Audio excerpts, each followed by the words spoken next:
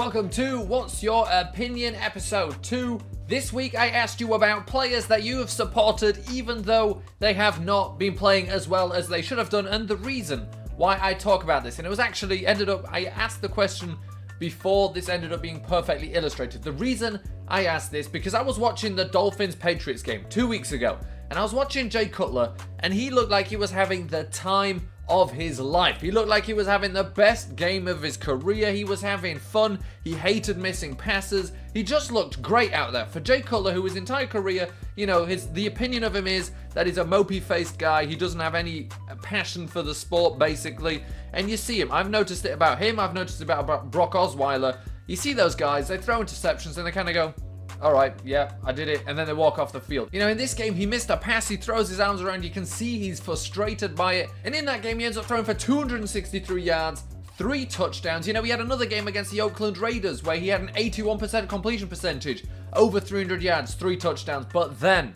you get the next game, the very next game, and this, it absolutely encompasses Jay Cutler's career. He throws for no touchdowns, 3 interceptions, and they lose to the Bills. And that is Jay Cutler in a nutshell. You can see what he is capable of. When he plays his absolute best football, he's a quarterback that can play with a team that beats the Patriots.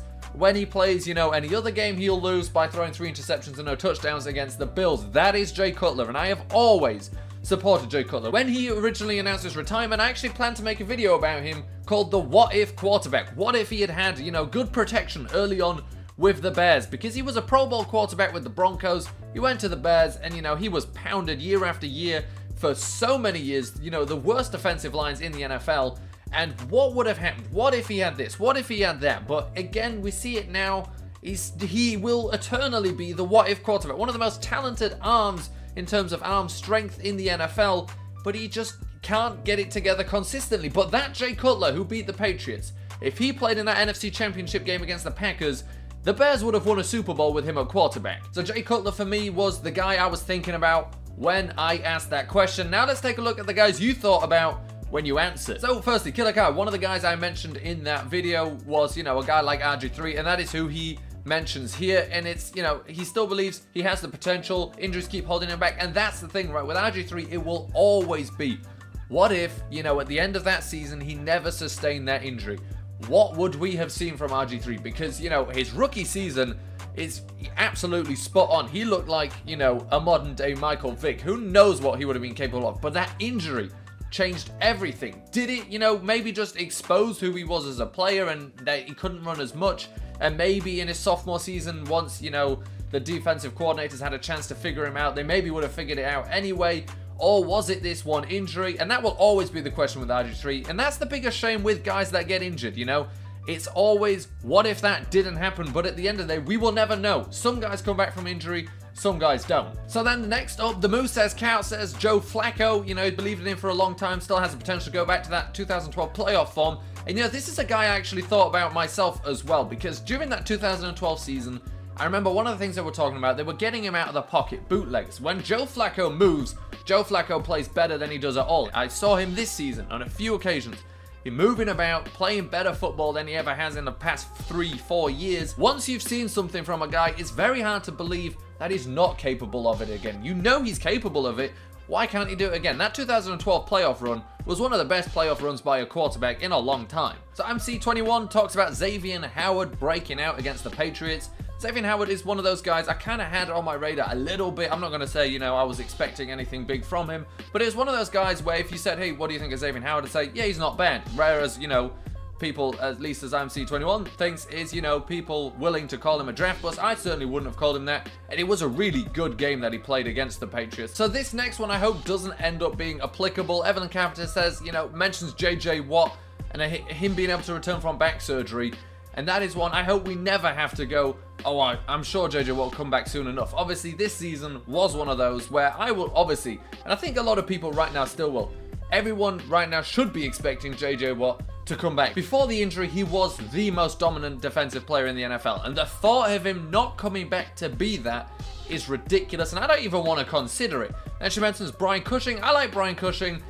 It's, the pads, the injuries, it's kind of a shame. And then you see the Texans kind of bringing new players that make him a little less relevant. But Cushing, before that chop block that took him out, you know, was right up there, coming up to be one of the better middle linebackers in the league. And since then, it's kind of been, you know, you kind of forget he's healthy. If he is healthy, you see him around every now and then. That's how I feel, at least. And he's one of those players, you know, quite a lot of these players that are mentioned, it's that kind of one where you ask me, or say, you know, I'm doing a squad builder. It's the kind of one where I would include that player happily and go, oh, and you know, for this position, they can have this guy. And it's a good player. But actually, you look at recent form, probably not so much. There's a few guys like that. There's a few guys, you know, when I was doing quite a lot of squad builders at the end of last year, where I'd put them in and I'd be aware of the fact that I'm kind of being a little nostalgic with them. But, you know, a guy like Brian Cushing, I'll still think of as a good middle linebacker. Is that the case? I'm not sure right now, but I'll always think of him as one of the better middle linebackers. So Harry G mentions Martavis Bryant, and this is one of those ones.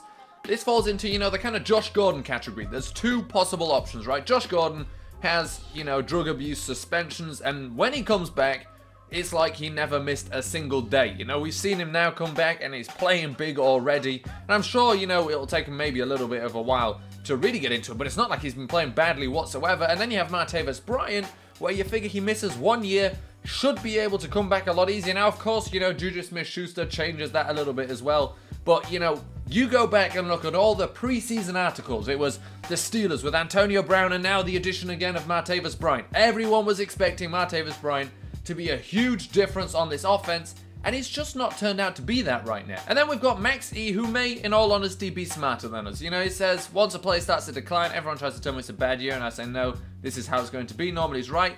And you know what? It is usually the case. Most of the guys, I say, no, you know, they'll come back. They don't. They don't, you know.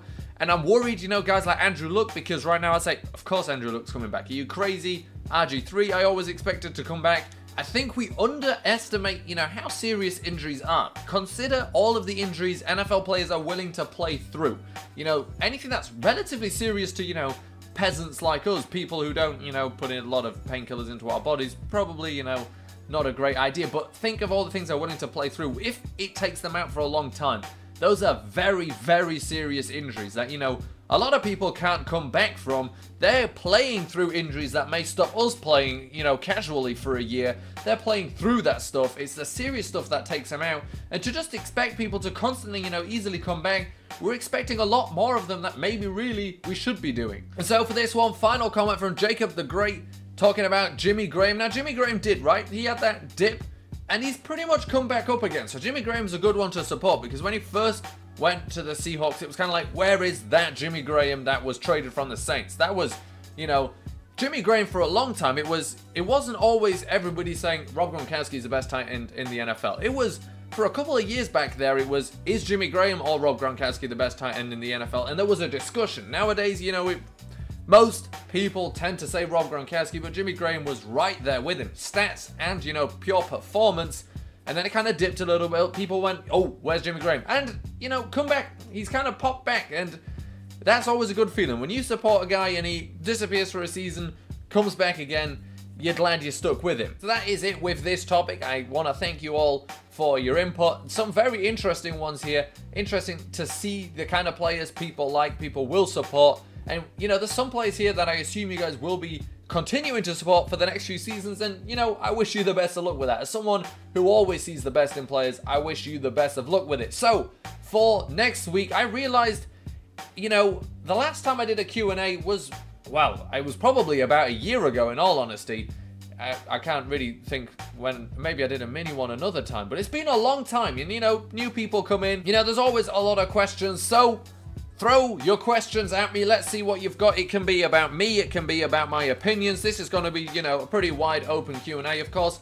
I'll try and keep it relatively short, so if there's leftover questions, I may use them another time. I may split it into two themes. If there's a lot of, you know, ones just about me personally, and then a lot of ones about, you know, football thoughts, we'll do two separate ones. If not, we'll do a mishmash. Anyway, please give me your questions. What do you want to know?